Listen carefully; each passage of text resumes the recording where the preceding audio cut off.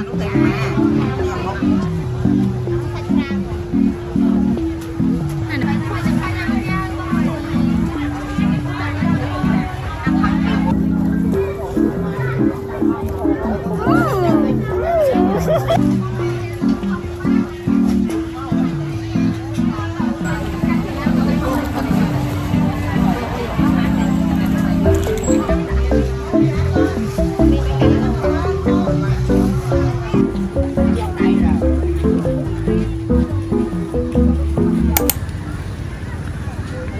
mà thiên khô thiên ấy giờ mà khơi cho được rồi ấy chứ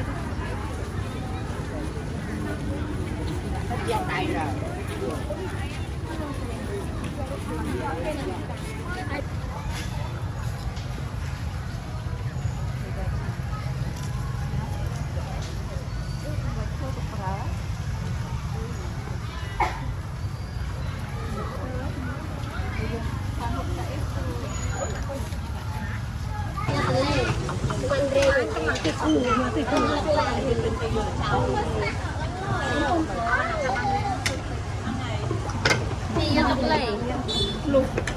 nhị mại vô tật lầy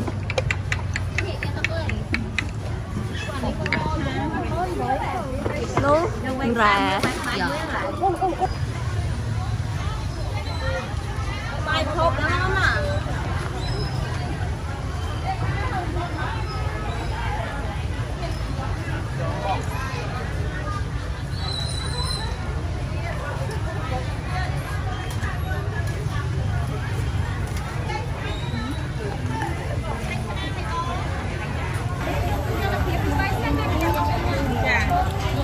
Give me some.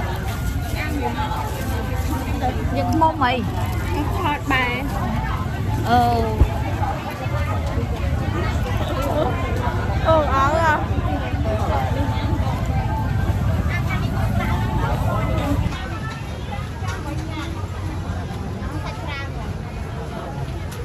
Anh đang mặn. Anh đang thèm mớn thế. Ăn đầm con. Ăn con trai. Anh sẽ cái ôn nụ áo chụp ít đỡ. Ăn chụp. Mà không ăn. nhưng mình trong phường nó không trong tên phi ô là đi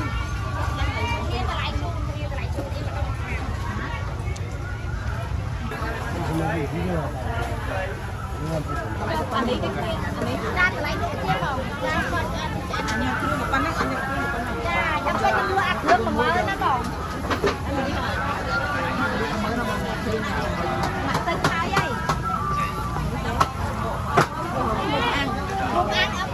không ăn ở con đây nghe mà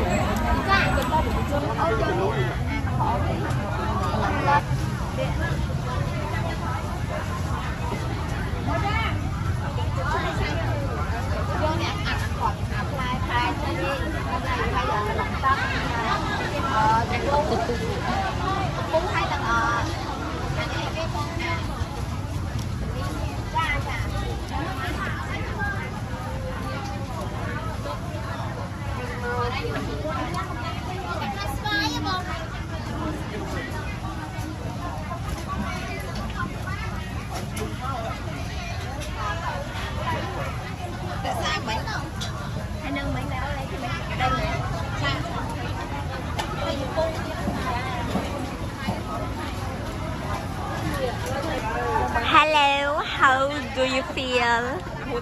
Not good.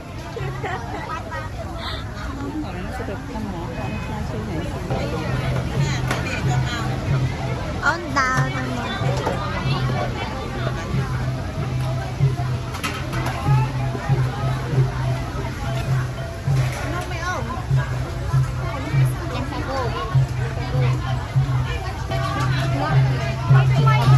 Tay nha mua mà cái này cái này.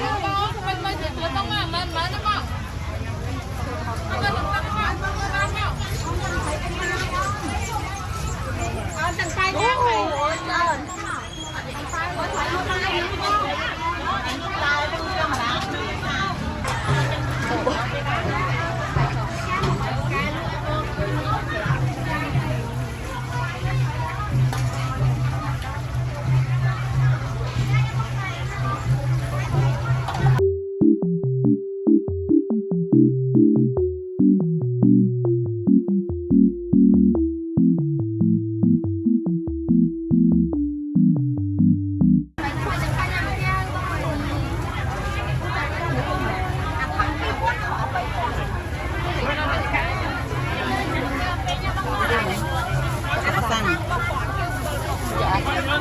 giờ nó mà giờ nó giờ nó trao phải buồn phải trong cắt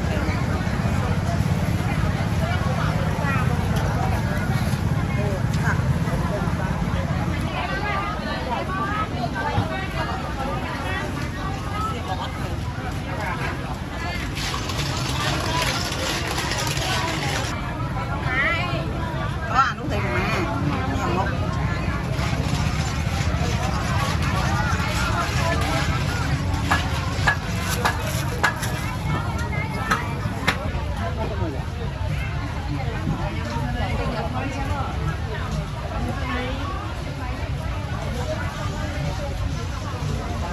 bao nhiêu muối bố có hay là chia bao nhiêu muối cái này mẹ so đó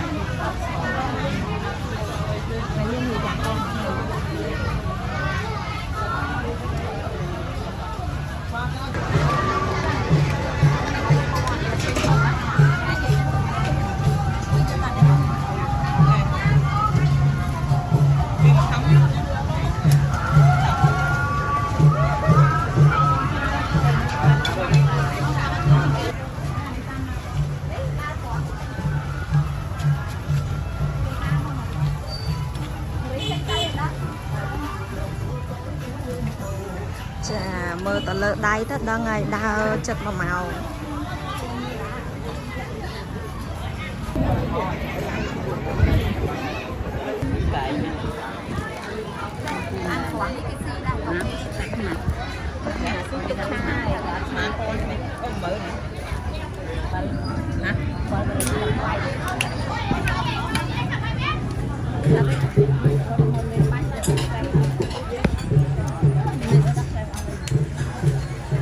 monkey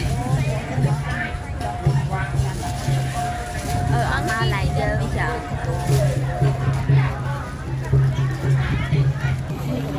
là nâng cư dương miên thành lên nhắm từ lúc nâng ở ai miên reaction này bảo sân chỉ miên reaction nè nâng tranh hay punishment ấy kì punishment chậm thật tam hồi điều nhằm một tí thôi điều một tí hả à lấy vậy con cách punishment này lấy dương xả đi phải ok muối khổ cái này đây muối đâu ăn cho bây giờ ăn cho bò cho khát ở châu mà yeah cho you see liệt ti đấy vậy muối tí bảy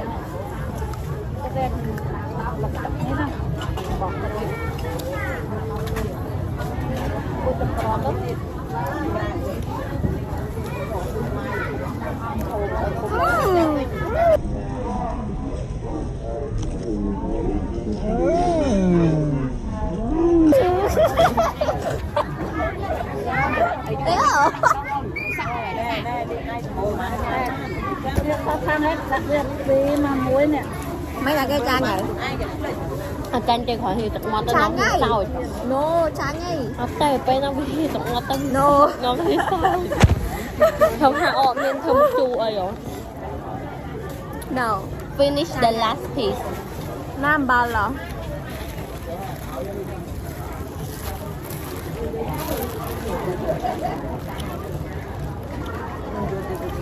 ấy mẹ đấy